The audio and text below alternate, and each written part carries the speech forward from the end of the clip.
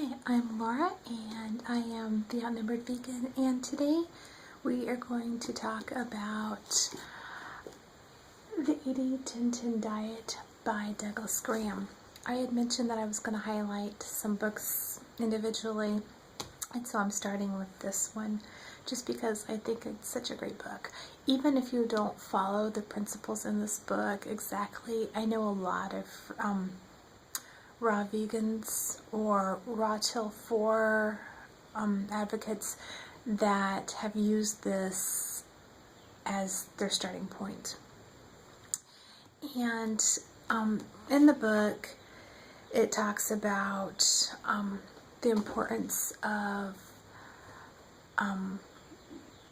getting your carbs in, 80% of your calories from carbs, being hydrated, exercising, and sleep.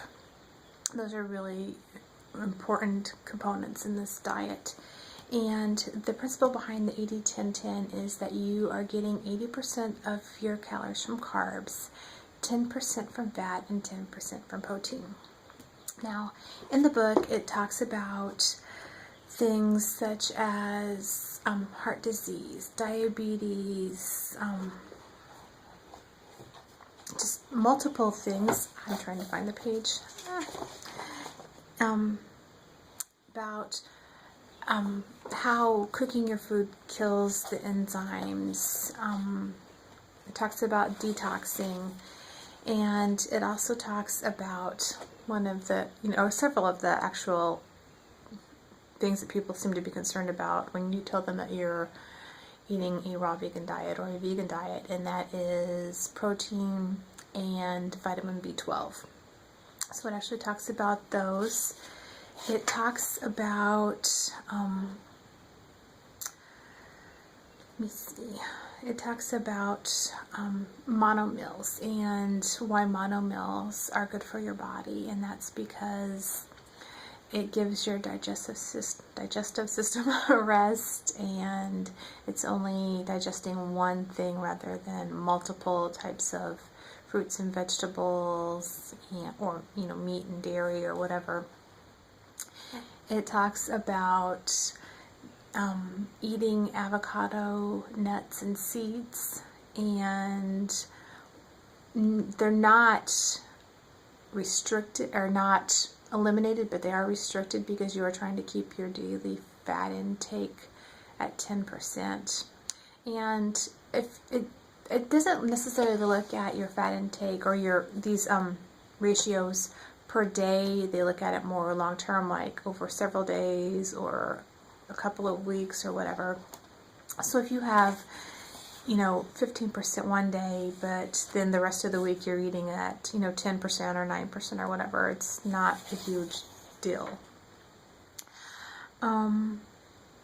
It talks about true hunger versus perceived hunger, which is something that I've always talked about, is just because your stomach is grumbling doesn't mean that you're hungry. That just means that your stomach is digesting what's already there. And it talks about salt and why salt is not allowed on the diet. And also vinegar, including raw apple cider vinegar. It is not allowed. I do use apple cider vinegar very, very rarely. I actually made something with it yesterday, but like I said, it's very rare. I don't do it every day or even every week. It talks about dehydrating foods and how whenever you start dehydrating your foods, they are no longer a whole food. Because you're dehydrating, you're zapping the moisture out of them. Now, I have to say that dehydrating your food is, in my opinion, a great starting point when you go to a raw vegan lifestyle. Just because you're getting something that's very similar to what you're used to. and I still make dehydrated foods. I have an awesome Excalibur dehydrator that I make raw crackers with. If I want to make like banana chips before I go out of town for a day or two or whatever, I've got that. For my family members that eat onion and seeds and stuff, I make an amazing onion bread. I love it. I kind of miss it, but it's too much work to make because you're supposed to use like evenly sliced onion, and my onion is never evenly sliced. I'll come up with like paper thin on one side and like a 1/4 inch thick on the other side, and I don't know how I do it. So if my dad's not around to slice the onions for me, I just don't make the bread anymore. Anyway, back to the book. It talks about lowering your cholesterol, reducing your chances for diabetes, for heart attacks, strokes, and actually good and bad fats. And fat is fat, basically. Animal fat may be worse for you in the long run, but still fats are fats. A tablespoon of olive oil is 100% fat. A tablespoon of animal fat is 100% fat. A tablespoon of coconut oil is 100% fat. Fat is fat. Another thing about this book is it does have recipes. Let me see. They're in here somewhere. I know they are because I've used some of them. Of course, when you want something, you can't find it. That's how it goes always, right? And actually, they're not considered recipes so much as like a meal plan, just to kind of give you an idea to get you started. I'm trying to just find one. Okay, one of them would be, this one is tomato cucumber soup, and it's tomatoes, cucumber, and bell pepper. And then the next one actually uses pistachios. So, there's your fats for the day, your overt fats.